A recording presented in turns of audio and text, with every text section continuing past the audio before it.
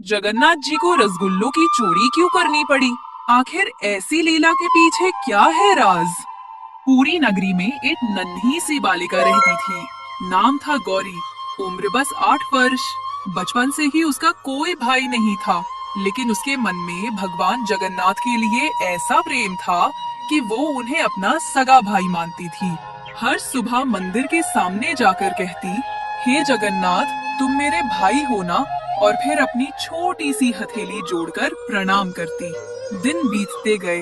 समय आया भाई दूज का, जब बहनें अपने भाइयों को तिलक लगाकर मिठाई खिलाती हैं। लेकिन उस दिन गौरी का मन बहुत उदास था। सारे मोहल्ले में बहनें अपने भाइयों के माथे पर तिलक कर रही थीं।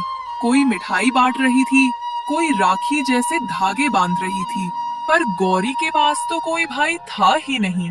वो धीरे धीरे कदमों से जगन्नाथ मंदिर की ओर चली। वो मंदिर पहुंची और गर्भगृह के द्वार पर बैठकर फूट फूट कर रोने लगी। किसे भाई कहूँ? सबके भाई आते हैं, पर मेरे नहीं आते, आप भी नहीं। वो पास ही के एक पीपल के पेड़ के नीचे बैठ गई। आंसू उसके गालों से बहकर जमीन में समा रहे थे। उधर जगन्नाथ जी अपने नील चक्र के ऊपर से सब देख रहे थे। बालिका की पुकार उनके हृदय को भेद गई। भगवान तो भक्त के प्रेम से बंधे रहते हैं। वे स्वयं कह उठे, अरे ये तो मेरी प्यारी बहन गौरी रो रही है। आज तो भाई दूज है और मैं यहाँ चुपचाप बैठा हूँ। ये तो अनुचित है। पर भगवान जगन्नाथ हैं, उनके हर काम में लीला होती है। और देखते ही देखते भगवान ने 7 साल के बालक का रूप धारण कर लिया। सिर पर छोटी सी पगड़ी, आँखों में शरारत और मुख पर अद्भुत तेज। वह सीधे पुरी के बाजार की ओर निकल पड़े, रसगुल्ले की दुकान की तरफ। वहाँ पहुंचकर ऊपर रखी मिट्टी की मटकी में हाथ डाल ही रहे थे कि तभी हलवाई आ गया। वह चिल्लाया, अरे ओ छोटे, क्या कर रहा है तू? नीचे उतर। भगवान बोले, काका, मैं तो मिठाई खरीदने आया हूँ। आप तो सो रहे थे, इसलिए खुद उठा ली। हलवाई बोला, अच्छा तो ऐसे ही मिठाई खरीदते हैं? नीचे उतर। भगवान मुस्कुराए, देख काका, छोड़ दे, नहीं तो पछताएगा। हलवाई हंस पड़ा, अरे वाह, बच्चा मुझे धमकी दे रहा है, अभी सिखाता हूँ। तभी भगवान ने अपनी कलाई से सोने का कंगन निकाला और बोले, ये देख, सच्चा सोना है, ले ले, पर रसगुल्ले दे दे। हलवाई ने कहा, अच्छा बेटा, दे, रसगुल्ला ले और निकल। भगवान नीचे उतरे, रसगुल्ले लिए और दुकान के बाहर जैसे ही निकले, अचानक चकमा देकर भाग पड़े। हलवाई चिल्लाया, अरे रुको, अभी बताता हूँ, और उनके पीछे पीछे दौड़ा।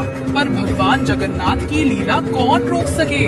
वे पूरे शहर में उसे इतना घुमाते रहे कि बेचारा हलवाई थककर वहीं गिर पड़ा और बोला, हे भगवान, आज बड़ा विचित्र बालक मिला। जब हलवाई वापस आया तो उसकी दुकान खाली थी। अब वो रोने लगा, क्योंकि बलभद्र जी उसकी दुकान से सारे रसगुल्ले ले गए थे और बदले में 2 सोने के कंगन छोड़ गए थे। वो कंगन उसे मिले और उसके जीवन में फिर से जान आ गई। उधर शाम ढल चुकी थी। मंदिर के पास वही गौरी अब भी पेड़ के नीचे बैठी थी, आंखें बंद, आंसू थमने का नाम नहीं ले रहे थे। तभी एक मधुर आवाज गूंजी, दीदी देखो, मैं आ गया। गौरी ने सिर उठाया। सामने वही सुंदर 7 साल का बालक हाथ में रसगुल्ले की पोटली लिए खड़ा था। उठकर बोली, तुम कौन? बालक मुस्कुराया, तुम्हारा भाई जगन्नाथ। क्षण भर को समय ठहर गया। गौरी ने दौड़कर उस बालक को गले लगा लिया। उसके आंसू अब खुशी के थे। भगवान बोले, चलो बहन, आज तो भाई दूज है, मेरे साथ चलो। और उन्होंने गौरी का हाथ थामकर अपने दिव्य भवन में प्रवेश किया। वहाँ सुभद्रा जी और बलभद्र जी पहले से बैठे थे। सुभद्रा हंसकर बोली, भैया, आज तो आपने सचमुच लीला कर डाली। गौरी ने झिझकते हुए कहा, दीदी, क्या मैं भी तिलक लगा सकती हूँ? सुभद्रा बोली, जरूर, यही तो भाई दूज का अर्थ है। गौरी ने अपने छोटे हाथों से भगवान जगन्नाथ और बलभद्र जी के माथे पर तिलक लगाया, फिर रसगुल्ले खिलाए। भगवान हंसते हुए बोले, अब हर साल भाई दूज पर तुम्हें मिठाई मैं ही ला कर दूंगा बहन।